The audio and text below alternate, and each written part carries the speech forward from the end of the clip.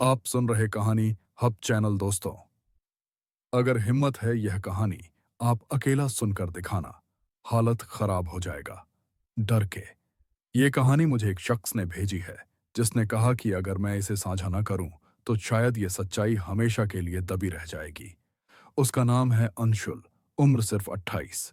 दिल्ली में नौकरी करता है, लेकिन उसका असली घर उत्तराखंड के पहाड़ों में एक छोटे से गांव माथियाणा में है। अंशुल कभी भी भूत प्रेत, आत्माएं या किसी रहस्यमयी चीजों पर भरोसा नहीं करता था, लेकिन जिस रात उसके साथ जो हुआ, उसने उसके पूरे यकीन को तोड़कर रख दिया। 14 नवंबर की ठंडी रात थी। दिवाली के बाद की सर्द हवा और पहाड़ों पर गिरती सफेद धुंध। अंशुल अपनी बीमार मां को देखने गांव लौट रहा था। गांव का आखिरी रास्ता एक संकरी पगडंडी से होकर जाता है, जिसे गांव वाले घाटी का बंद दरवाजा कहते हैं। कहा जाता है कि वहां धुंध इतनी गहरी गिरती है कि आवाज तक बाहर नहीं जाती। लोग मानते हैं कि वहां हवा भी रुक जाती है, पर अंशुल ने कभी इन बातों पर ध्यान नहीं दिया। लेकिन उस रात उसे पहली बार इन बातों का सच महसूस हुआ। वो धुंध में अकेला चल रहा था। तभी उसे लगा कि कोई उसके पीछे कदमों से चल रहा है। थप, थप, थप। वो रुका। आवाज रुक गई। वो फिर चला। आवाज फिर शुरू।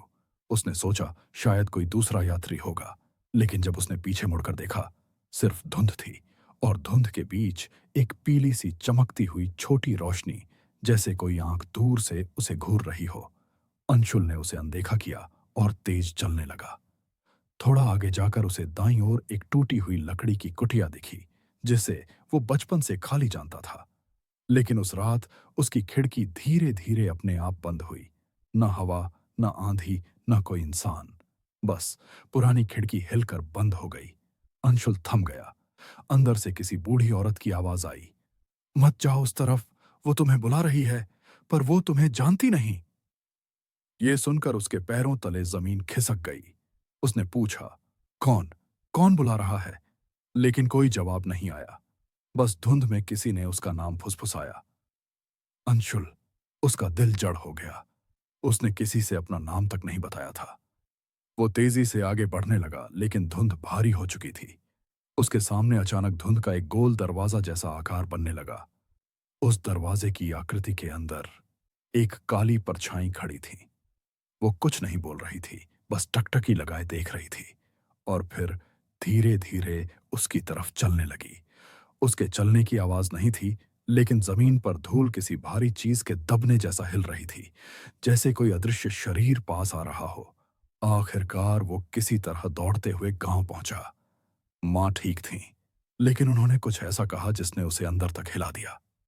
मां बोली, तू रात को आया था, दरवाजे पर खड़ा था, पर अंदर क्यों नहीं आया? काले कपड़ों में लंबी सी परछाई तुम्हारा नाम ले रही थी। अंशुल का खून जम गया। वो सीधा अपने कमरे में गया था। वो कहाँ किसी दरवाजे पर खड़ा था।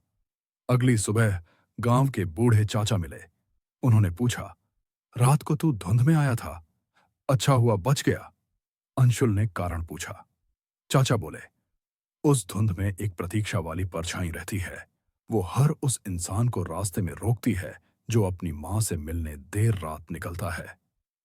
कई साल पहले एक औरत ने अपने बेटे का इंतजार करते करते धुंध में खुद को खो दिया। उसका बेटा भी उसी रास्ते में गायब हुआ था। तब से लोग कहते हैं कि वो औरत किसी को भी उस धुंध में जाने नहीं देती, ताकि कोई और उसकी तरह अपनी मां से मिलने से पहले खो न जाए। अंशुल चुप हो गया। लेकिन रात को जब वो सो रहा था, ठीक 2 बजे उसका कमरा अचानक बर्फ की तरह ठंडा हो गया।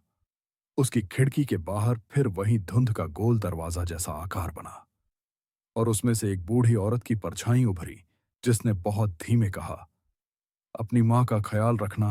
ये धुंध हर बच्चे को घर तक नहीं पहुंचाती, जैसे मेरे बेटे को नहीं पहुंचाया। ये कहकर वो धुंध में घुल गई। अंशुल ने लाइट जलाई। सब गायब। बस खिड़की पर एक झुर्रीदार बूढ़े हाथ का निशान रह गया। उस रात के बाद अंशुल ने फैसला कर लिया कि वो दिवाली या किसी भी धुंध भरी रात में गांव नहीं आएगा।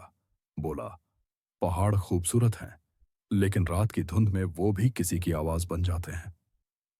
उसकी मां आज भी वहीं रहती हैं, लेकिन अंशुल उस रास्ते से 2 साल से नहीं गुजरा, क्योंकि वो जानता है धुंध का वो आखिरी दरवाजा आज भी उसका इंतजार कर रहा है।